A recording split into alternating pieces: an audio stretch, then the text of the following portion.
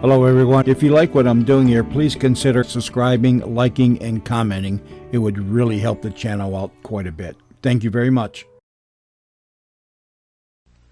And now, Peter Paul Mounds, Almond Joy, and Cadbury Chocolate Bars presents Alien Worlds. This is Lee Hansen.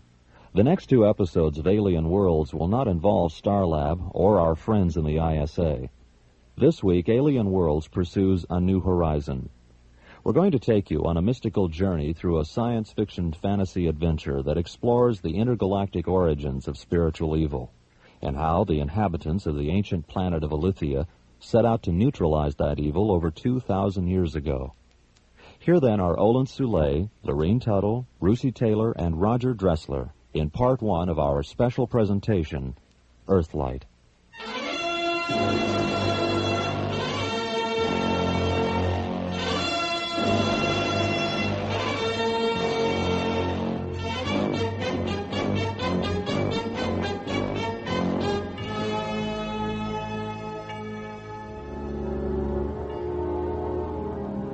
Something silent fractures the Elythian midnight clouds, and they slowly puzzle apart, releasing the ghostly radiances of 3 white moons. Brilliant lunar light shimmers down onto Elythia's night side.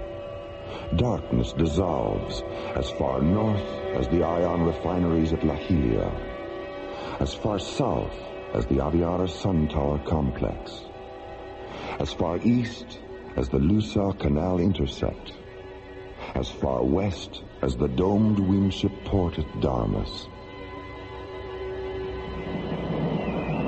Huge cloud fragments break away and drift past the moons. There is a sudden eclipse of light. Then the cloud fragments narrow to smoky splinters, curl up into the fluorescent winds of the aurora sphere, and vanish. The moonlight returns, intensifies, expands. It sweeps across the Starflight complex at Kalava, illuminates the celestial laboratories at Somari, seeps down to the Penumbrian shadow forest, and brightens the Pyramid of Deus, which rests at the forest's perimeter. A canal of dark water flows between the pyramid and the forest. Iridescent nova blossoms on the canal bottom sense the moonlight and rise to the surface, their translucent petals shimmering with color. Docked at the edge of the canal is a slender Elythian wingship, its triangular sails folded, its 30-foot-long transparent metal hull low in the water. The huge main chamber inside the pyramid is illuminated by the pale yellow flames of 100 thick white candles. Moonlight streams in through the stained glass sky windows at the chamber's peak. Delicately woven tapestries and intricate mosaics decorate the angled walls. Beneath the sky windows sits Deus, the Father, Elythia's most highly evolved divine scientist. On the carved wooden table in front of him is an ancient voice book, its pages embossed with complex hieroglyphs. As he moves his fingertips over the hieroglyphs, the book voice tells him the future, reaffirming his dream about another expedition to the planet of Terralu. A beautiful woman is blinded by visions of immortality and falls to sleep in a flower field. A star machine floats down into the scented voids of summer. A child is born. A healer of spirits walks across the deep currents of a faraway sea. The suffering are comforted. The dying are healed. The dead are reborn. The healer of spirits ascends to the stars. Terralu sinks below the fiery horizons of an alien sun. Faces look up. the sky stands still. Terra Lu. So many expeditions. So little progress. So many of our sons and daughters lost. 1,000 years, and it's just beginning. Deus? Oh, come in and sit with me, Sibella. Have you seen the sky, Deus? The clouds are gone and the moons are out. It's a perfect night for star flying. Mm-hmm. The book said it would be. Has the book reaffirmed that we're returning to the Veda sector of Terra Lu? Yes, and it told me about the woman. Her name is Aram. She's young and strong and beautiful. And she's never known the Darkbringer virus. Elishaba had never known the virus either. Do they share the same blood? Yes. And because they do, the embryon child implanted in Elishaba during the last expedition and the embryon child of this expedition will share the times to come.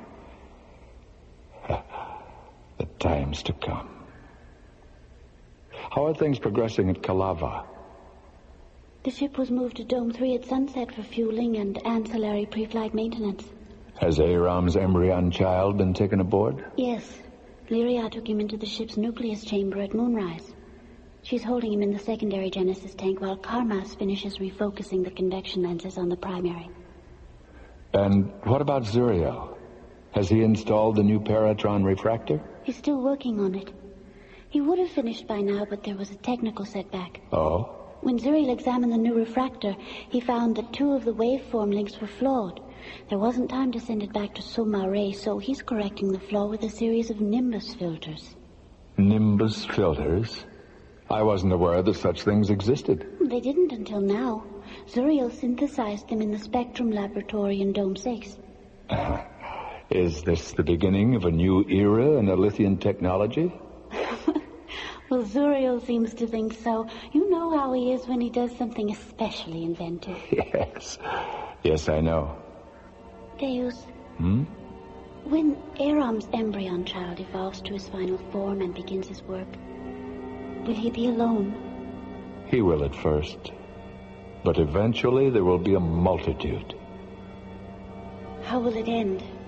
Tears, blood, a heart pierced with metal.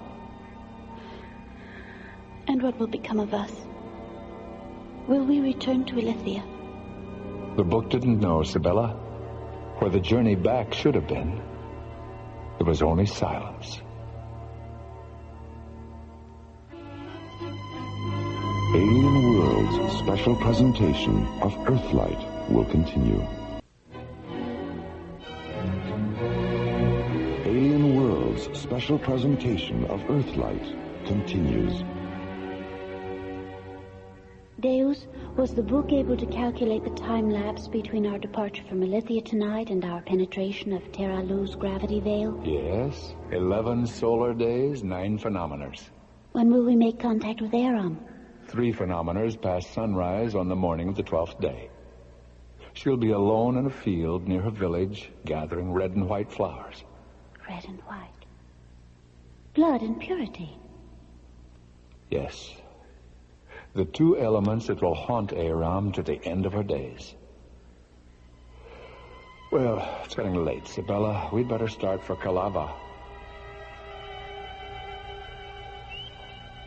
As Deus and Sibella walk down the luminescent gemstone path leading to the canal, a swarm of fluorescent blue spider moths stream out of the shadow forest, circle the canal's reflection of Elithia's 3 moons, and streak away into the flower-scented night.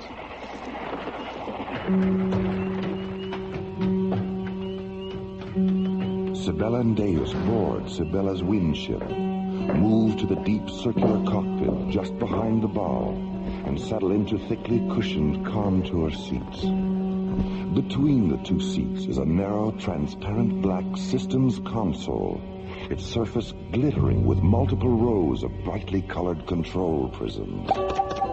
Sibella touches 3 of them, interfacing the wind ship's guidance system, with a central canal link encoder at Darmus. The huge domed windship port, which lies 75 demivectors south of the pyramid. Your request for automatic guidance parameters has been received, Sabella.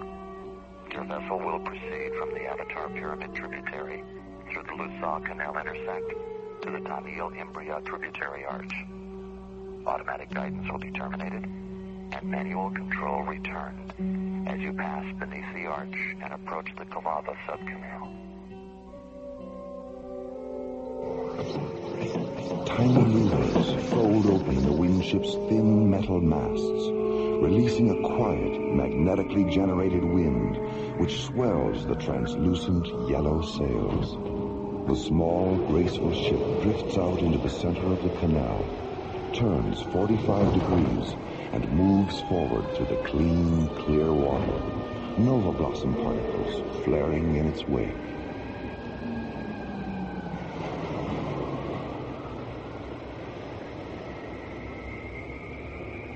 Deus, what is calorescent spectrosite? I overheard Zuriel mention it to Karmas. Spectrosite was the liquid light fuel that powered our first starships. We terminated its use long before you were born. Why? Wasn't it efficient? Yes, it was the perfect experimental fuel, Sabella. Efficient, highly unstable, and extremely dangerous. During the third expedition, we killed 9,000 inhabitants of Terralu with it. 9,000? Deus, what happened? An accident. A circuit malfunction caused a fuel bay hatch to open, and an armed spectrosite fuel pod was ejected. The pod exploded on impact between two wilderness cities that stood near the shore of a dying inland sea. When Karmas and Lyria went down in a lander to look for survivors, all they found was a young female in the nearby hills. Was she alive? No. Spectrosite radiation had transformed her into a pillar of white ionic stone. She stood like a statue, looking back at where the two cities had been.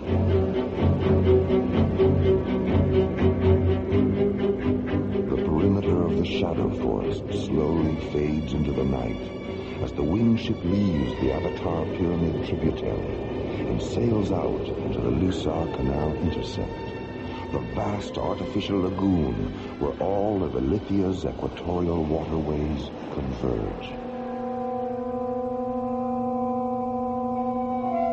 Deus settles back in his seat, looks up at the three moons through half-closed eyes, and slowly wills himself into a memory trance. A chill surges through his body. The nuclei of his secondary blood cells divide, releasing the organically stored experiences of another time. Then a bright rushing sound only he can hear takes his mind 1,000 years into the past. Sunlight and warm winds touch his face. He glides over the sea of echoes in a small windship. In the bright, pale green distance is Raviva Island. On it stands the great white dome of Elithia's exobionic observatory. The observatory has been receiving and analyzing scan tracings from 2 drone flyers, which are exploring the void of the 9 worlds in the far galaxy of Siricius. Both flyers have discovered something unexpected and ominous. Diavas, the observatory matriarch, is concerned.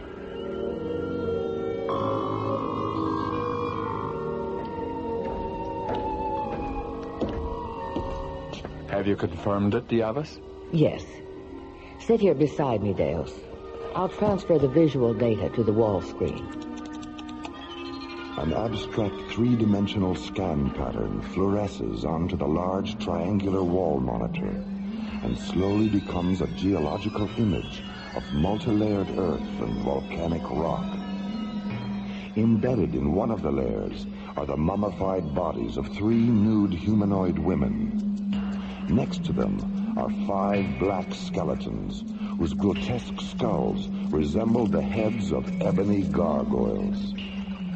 each skeleton lies against a secondary pattern of thin black bones, the bones of what were once large, bat-like wings.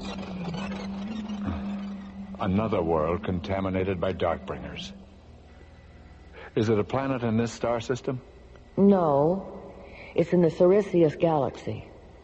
Terralu, the only inhabited planet in the void of the 9 worlds. Drone flyer Septus began transmitting these substrata images 7 days ago. Was it a full-scale invasion? No, it was confined to a relatively small area near Terralu's equatorial meridian. When did it happen? 19 light eons ago, just as Terralu was entering its 3rd neuroevolution. They lived in caves then, Deus, and ate the flesh of things that crawled and flew. How large was the attack force? 1 Darkbringer Legion, probably an inquest unit. They invaded the cave settlement, killed the males and children, and then attacked the females. The same assault methods they used here, and on Anianus and Telluria. Why didn't the assault extend beyond that one area? The region was destroyed during the attack by a first-magnitude stratoconvulsion and volcanic eruptions. An enormous chasm breached open, and the entire settlement collapsed into it. The Darkbringer Armada was probably in an observation orbit during the assault, but when they saw the instantaneous destruction of an entire legion, I think they became frightened and moved out into deep space. Yes, you're probably right. They always did become blind with confusion in the presence of unexpected planetary convulsions. Have the reproductive organs of the dead females been analyzed? Drone flyer Erebus transmitted its scanner analysis last night. The bodies of all 3 females contain traces of calcified Darkbringer insemination fluid. Have you received a retrospective survival projection? Yes. According to the residual biotime scan from drone Erebus, there were over 800 female survivors. All of them inseminated during the assault. None of their newborns had any physical Darkbringer characteristics, but they all emerged from their parent mothers, saturated with the Darkbringer anti-light virus. Has the virus evolved with them? This morning, from an orbital distance of 300 nemavectors, drone Septus hemoscanned the entire population of Terralu. It saw the virus in the blood and bone marrow of every male and female, regardless of tribe or age. And has the virus affected them in the same way it affected us? There are variations, even some resistance at first. But in time, the virus flourishes, and the inner light grows dark. Without any evolutionary interference from us, how much longer will the virus control Terralu? A minimum of 500 centuries. But by the end of that time, the entire Sirius galaxy would be contaminated. There's only one choice, isn't there? Yes, an expedition. We know the inner light can be resurrected through induced evolution meditations. We proved that here. We proved it on Anianus and Telluria. Diavus, do you see any reason why our spirit magicians couldn't teach the meditations on Terralu? I see 2 reasons. The anti-light disease wasn't as advanced on those planets. And where Anianus and Telluria were both entering an age of radiance when the invasions came, Terralu is still hyper-primitive and superstitious. It would be impossible to land ships there without terrifying. Our teachers will have to come to Terralu from within, not from without. Embryons. Yes. Created from your blood and implanted in their females. It would take time. It would be difficult. It would be dangerous. But in the end, the virus would be neutralized. The light would be resurrected. And Terralu would no longer be divided against itself.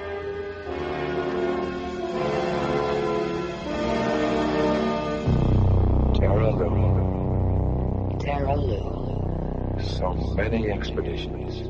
It would take time. So little progress. It would be difficult. So many of our sons and daughters lost. It would be dangerous. 1,000 years. But in the end, the virus would be neutralized, the light would be resurrected, and Terra Lu would no longer be divided against itself.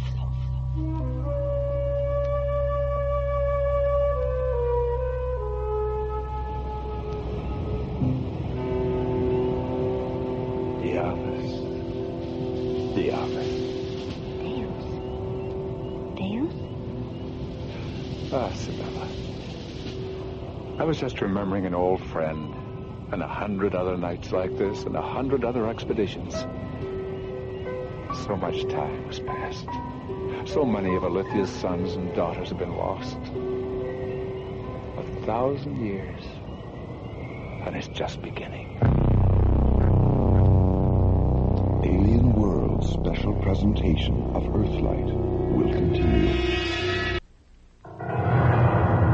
Alien World's special presentation of Earthlight continues.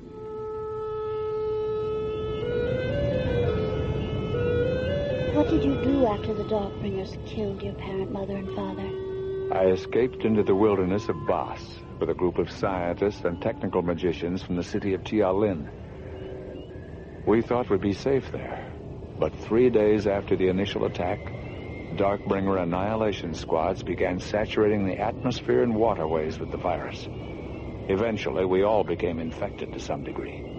The effects of the anti-light disease have never been described to me, Deus. What actually happens? It begins with an underlying discontent with the ceremonies and celebrations of life. Intelligence is corrupted. Emotion displaces logic. Imagination ceases to evolve.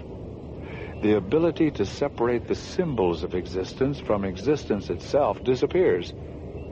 And so does the belief that all life is sacred. The effects are irresistible and inescapable, even in the unconscious sanctuaries of sleep. How long were you in the wilderness? 25 years. Do you know the story of Vershila? Oh, some, but not all of it. Vershila was a mantric high priest who came to us in the wilderness during our 25th year of exile. He told us he had cured himself of the anti-light disease through a series of induced evolution meditations. He had discovered the meditations in the Persana ut Valiat Jewel, the ancient Alithian poem of creation. He taught us the meditations, and we healed ourselves. Then we went out from the wilderness and secretly taught the meditations throughout Alithia. And the revolution against the Darkbringers began 50 years after that? Yes.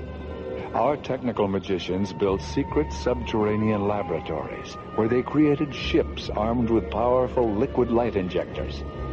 1 year after our ships rose up against them, the Darkbringers abandoned Alithia, and the Age of Radiance began. As the winged ship approaches the Tamil Imbria tributary arch, it passes a sun tower complex construction site on the lagoon's northern shore. Polished metal, saucer-shaped hover drones lower huge white sun tower obelisks onto thick pads of fluorescent synergite. Giant constructed tripods stand in front of the huge synergite blocks, their long, flexible arms coiled around the 400-foot-tall sun towers, guiding them into place. The complex is surrounded by multifaceted solar energy domes and power dispersion pyramids made of thick white crystal. Did you see Shiva today? Yes, we walked in the forest this morning. How does she feel about the new sun tower complex? It looks as though it's nearly finished. She's delighted with its progress. The iron refineries at Lahilia and the floral hatcheries at Vianatet are already drawing power from it. She estimates it'll be fully operational in another 6 days. We'll be halfway to Terra Lu in 6 days. Isabella, are you concerned that the book didn't know if we'd be coming back? What will become of us, Deus, if the ship should fall into a star? The prospect of death doesn't disturb you, does it? No. No, I thought not. Then what does? Rebirth. Have you ever imagined what it would be like to be reborn on some other planet, one that wouldn't care about our secrets or understand our ecstasies or forgive our failures? There's no such planet, Sibella. Not in this universe.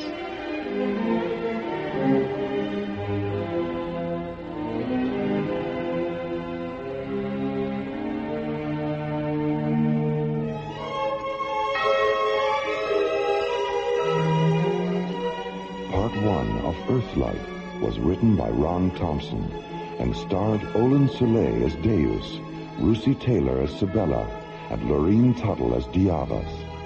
Associate producer Ron Thompson. Engineer Stu Jacobs. Music director Tom Ronds. Assistant to the producer Jim Cook. Technical consultant Peter Sky. Alien Worlds was created, produced, and directed by Lee Hansen and was distributed by Watermark Incorporated. And so, until next week, this is Roger Dressler inviting you to join us for the conclusion of Earthlight from the elsewhere and elsewhen of Alien Worlds.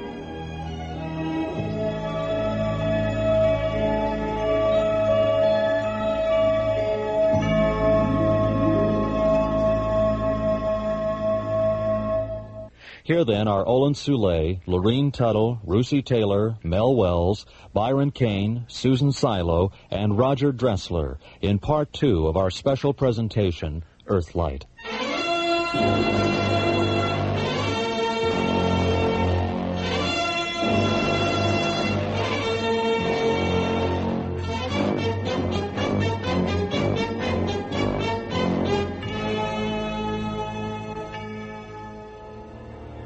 Inside his pyramid on the ancient planet of Elithia, Deus, Elithia's patriarch, listens as the voice of a sacred dream book reaffirms his sleep visions of another expedition to the planet of Terralu.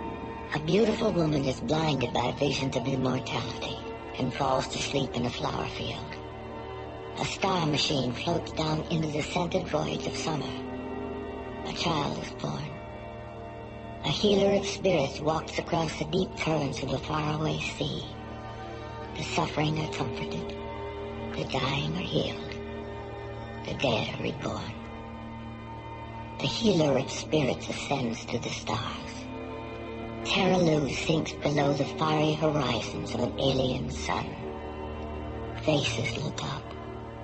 The sky stands still. Terralu. So many expeditions. So little progress. So many of our sons and daughters lost. 1,000 years, and it's just beginning. Deus? Ah, come in and sit with me, Sibella. Has the book reaffirmed that we're returning to the Veda sector of Terralu? Yes, and it told me about the woman. Her name is Aram. She's young and strong and beautiful, and she's never known the Darkbringer virus. Elishaba had never known the virus either. Do they share the same blood? Yes. And because they do, the embryon child implanted in Elishaba during the last expedition and the embryon child of this expedition will share the times to come.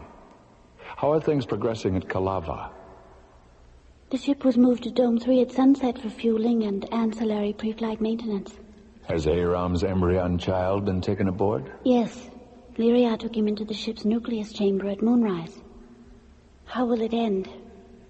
Tears, blood, a heart pierced with metal. And what will become of us? Will we return to Elithia? The book didn't know, Sibella. Where the journey back should have been, there was only silence.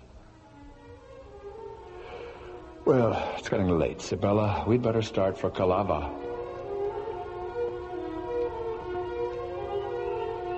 At the edge of the wide canal that flows past the pyramid, Deus and Sibella board a slender, transparent metal wind ship and settle into the deep cockpit behind the bow. Touching 3 small fluorescent prisms on the control console, Sabella interfaces the Wingship's guidance system with Alithia's central canal link encoder. Your request for automatic guidance parameters has been received, Sabella. Your vessel will proceed from the Avatar Pyramid tributary through the Lusaw Canal intersect to the Taniel Imbria tributary arch. Automatic guidance will be terminated and manual control returned as you pass beneath the arch and approach the Kalava subcanal.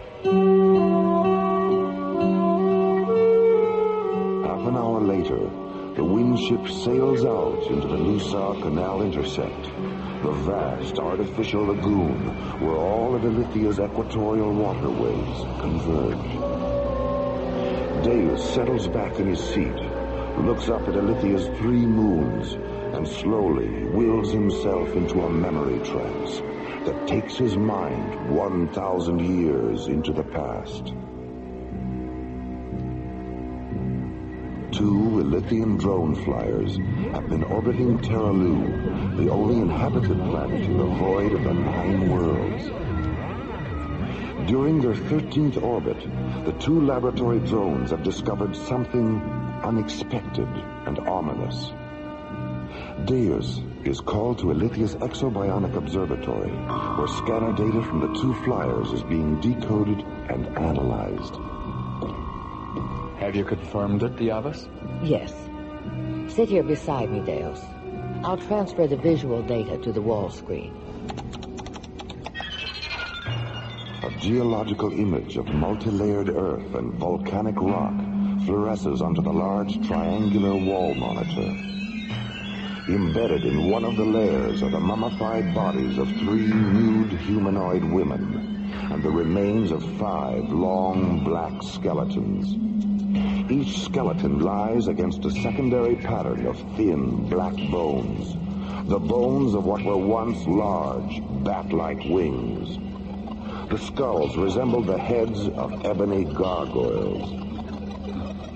Another world contaminated by Darkbringers. When did it happen? 19 light eons ago, just as Terralu was entering its 3rd neuroevolution. They lived in caves then, Deus, and ate the flesh of things that crawled and flew.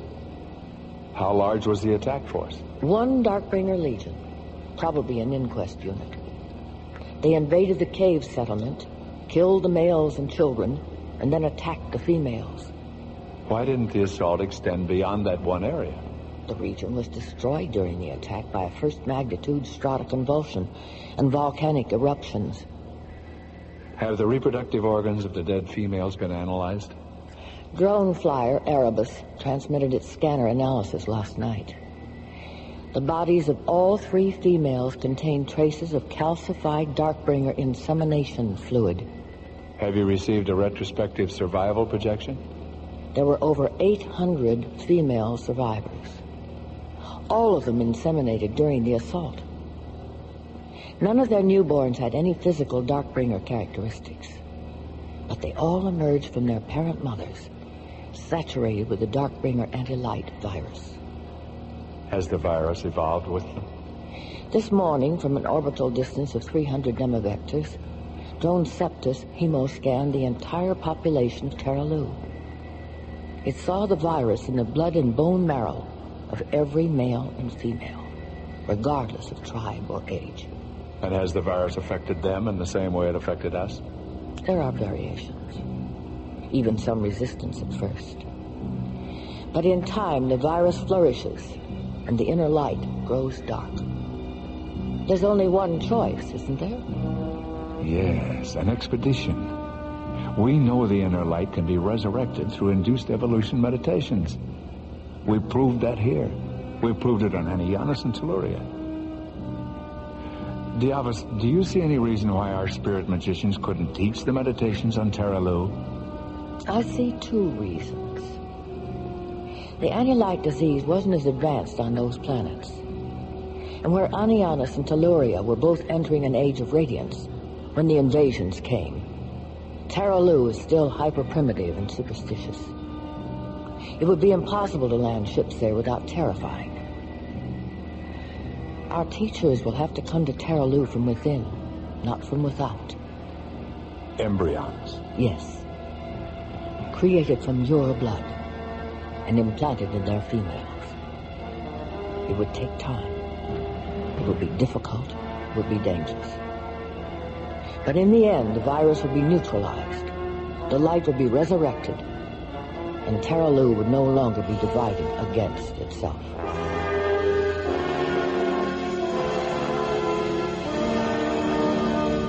Diabus. Diabus. Deus?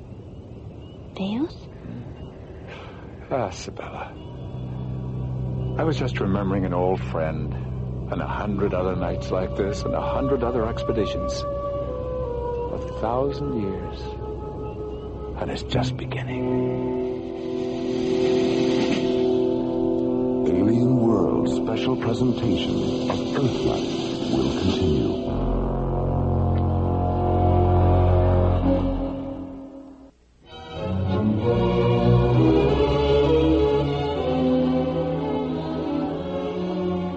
Alien World's special presentation of Earthlight continues.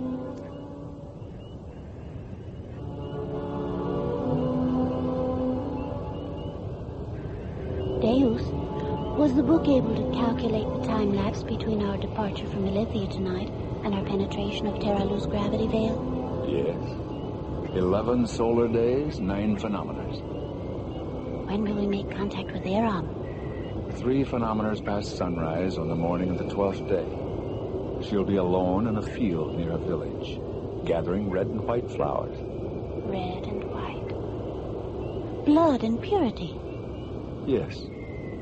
The 2 elements that will haunt Aram to the end of her days. Deus, Sibella, you are now approaching the Taniel-Imbria tributary arch. As you pass beneath it, automatic guidance will be terminated, and manual control of your windship will be returned. May the spirits of the 12 Lords of Light be with you on your journey to Terralu. As the Canal Link override terminates, Sibella touches a control prism, which activates a triple row of bright rectangular lights in the bow. Then she steers the windship through the wide Taniel-Imbria tributary and enters the narrow Calada subcanal.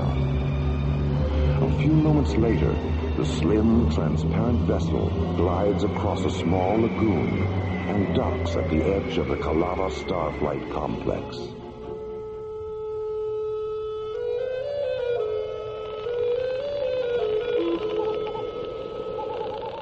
The complex is a vast, circular plain, flawlessly paved with interlocking triangles of white gemstone and red fire crystal. Hundreds of hexagon-shaped lamps free float around the perimeter, focusing brilliant light on 6 enormous copper-colored domes, a triple row of sun towers, and the primary launch arena.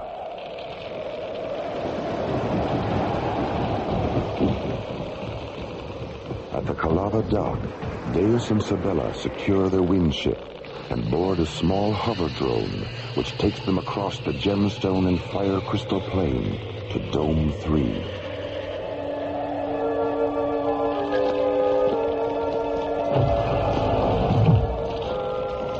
Inside the dome's airlock, Deus and Sibella remove their long, dark cloaks and fold them into a small compartment in the wall.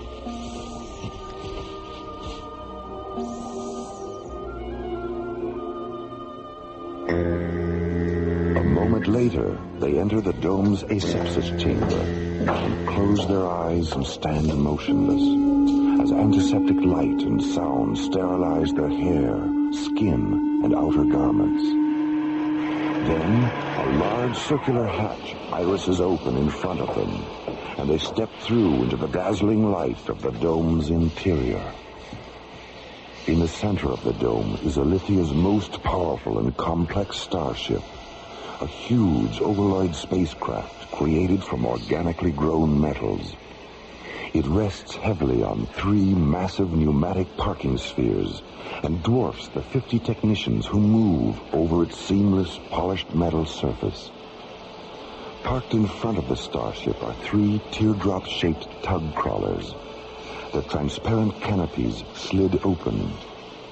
6 technicians string thin metal cables between the rear of the crawlers and towing rings on the ship. What do the inhabitants of Terralu think happens to them after death? They believe that if they live lives of kindness and affection, their dream selves transmigrate to the serenities of Empiria. And if they live negative lives? Then their dream selves transmigrate to the fires of Stygia. But those regions were destroyed during the subvoid annihilations. The Darkbringer archipelago had its genesis in the fires of Stygia long before the annihilations. But as life was evolving on its surface, the archipelago left its orbit and passed through Empiria. And in this passing, Empiria's light began to destroy the Darkbringer primitives. But they survived and continued to evolve under the delusion that physical and spiritual light were their deadliest enemies. In the center of the starship's nucleus chamber, the primary Genesis tank floats 1 meter above the floor. Inside the transparent egg-shaped tank, suspended in a shimmering mist of chill vapor, is the tiny embryon child. He floats on his side, delicate fingers curled against his face, eyes closed, dreaming of the warmly scented summer voices that lie ahead, and the beautiful woman who will end the chemical winter in which he sleeps.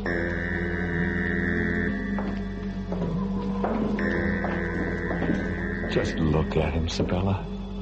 He's beautiful. He takes after his father, Deus. Lyria, is 12 solar days still the maximum span he'll be safe in cryosleep? I was able to extend it to 15 days by altering the inversion factor of the chill vapor crystals. But 15 is the zero-time maximum. Any longer, and the altered crystals will begin to neutralize his cellular divinity. Zuriel, have you calculated our time to Terralu's gravity veil? 11 solar days, 9 phenometers. Is that an absolute calculation? Absolutely. Why are you so amused, Deus? 11 solar days, 9 phenometers is precisely what the book said. It also said we're returning to the Vita sector for an encounter with a beautiful young woman named Aram. Zuriel, have you synthesized a copy of the book? I don't synthesize books, Sabella. I only synthesize nimbus filters. So I've heard. Zuriel, how did you know about Aram in the Vita sector? Aram's neuropulse is the only one in the bioindex terminal free of viral contamination. When I scanned the pulse, I found a first magnitude Vita sector imprint. It seems you've finally become as wise as the book, Zuriel. Zuriel, are we coming back from this expedition? I don't know. You're right, Lyria. He has become as wise as the book. It didn't know either. Deus, may I see you for a moment? Yes, Carlos. Where are you? I'm in the systems index chamber. Zuriel, you and Sabella go into the guidance chamber and begin the pre-launch procedures. Lyria, we'll have our usual talk after void entry.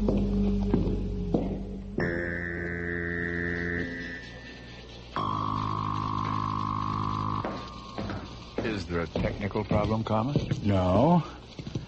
Problem isn't technical, although technology was involved. I don't understand. I know we're returning to the Vita sector of Terralu, and I know the woman's name is Aram. Zuriel?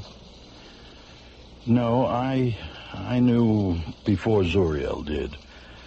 I was so curious to know where we were going that I got carried away and synthesized a copy of the book last night. Carlos. Yes, Deus. Is nothing sacred.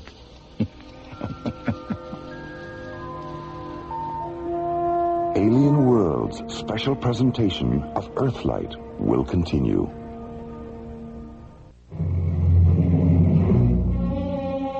Alien World's special presentation of Earthlight continues. Inside the dome, the 3 tug crawlers inch forward, tightening the thin towing cables that connect them to the ship. A huge section of the dome wall slides open. The tug crawlers move through the opening toward the brightly lit launch arena. Behind them, the giant starship rolls forward on its massive parking spheres.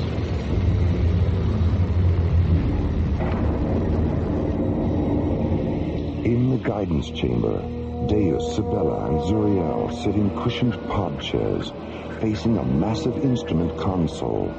Its dark metal surface, alive with control prisms, regulator diodes, sequencer jewels, interface crystals, and iridescent decoder keys. Start the pre-emanation cycle on the artificial gravity radiators, Sibella. Interior gravity is stable at E.3. Grav factor links are sequenced to convert to E.9 during corridor penetration and E.12.1 at void entry. Deus, an ion storm is forming in the penetration corridor over Illyria. Karmos, we need a revised launch velocity. Just a moment. A launch velocity of KPS .660 will take us through the storm before its primary spectrum collision phase. KPS .660. Sibella, engage the exterior hyperlight coils when we launch. Ion storms are too unpredictable not to take precautions. Yes, Deus. The ship is in position, Deus, and the towing vehicles have cleared the launch arena. Engage the ancillary pulse drive reactors, Sibella. Reactor engagement confirmed. Solar power matrix is stable at multiple sublinks 8, 18, and 80. All ship register encoders, guidance optics, and inverter grids are hyperlinked and scanning. Release the parking spheres, Sibella.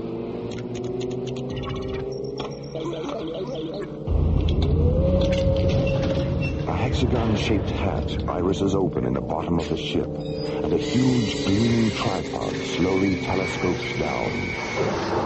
Thick, metal-flecked shock pads unfold from the tip of each tripod leg and press against the launch arena's white gemstone floor. The ship raises slightly, releasing the parking spheres which slowly roll away into the anchoring depressions at the arena's perimeter. Pod chair emergency ejection hatches are armed. Pod chair floater cone nozzles are in phase. REM scale time to launch is Tricon 0.3.1. Retract the tripod, Zuriel. The bright metal tripod withdraws into the ultraviolet glow of its storage bay, leaving the huge Elythian starship suspended 25 meters above the arena.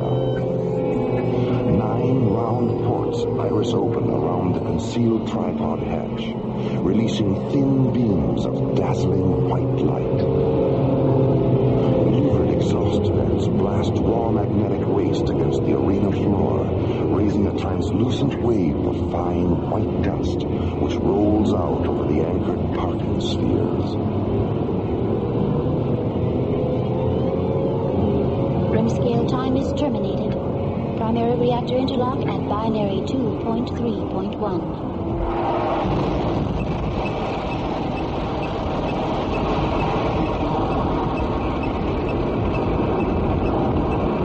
Three ribbons of crimson hyperlight blink on around the edge of the ship.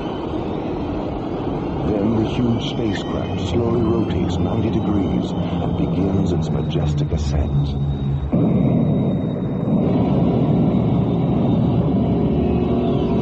At an altitude of 30 demivectors, the ship is a tiny ovaloid shadow and 9 pinpoints of light.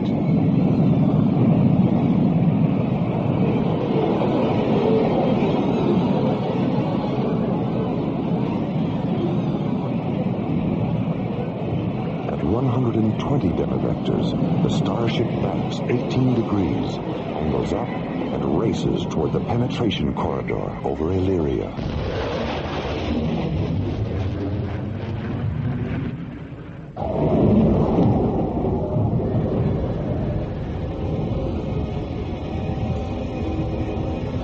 Suddenly, A section of the corridor ceiling tears away, and a sucking vacuum of ionized winds lash out, trying desperately to draw the ship up into its crushing vortex. Then, as suddenly as it began, the crisis is over, and the ship accelerates out through Ilithia's shimmering aurora sphere into the starlit serenity of deep space.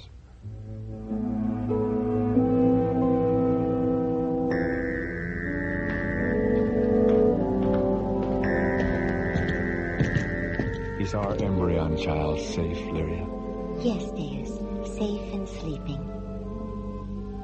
Have you decided what his name will be? His name is the word the ancient thought magicians used to describe the power of the inner self.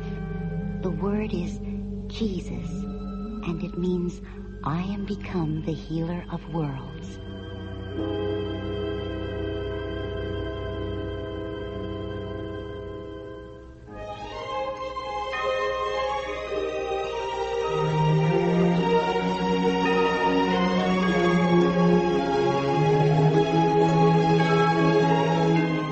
Earthlight was written by Ron Thompson and starred Olin Soule as Deus, Lucy Taylor as Sibella, Mel Wells as Karmas, Byron Kane as Zuriel, Susan Silo as Lyria, and Lorene Tuttle as Diabas.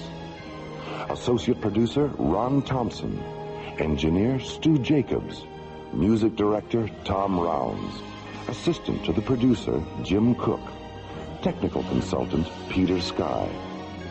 Alien Worlds was created, produced, and directed by Lee Hansen and is distributed by Watermark Incorporated.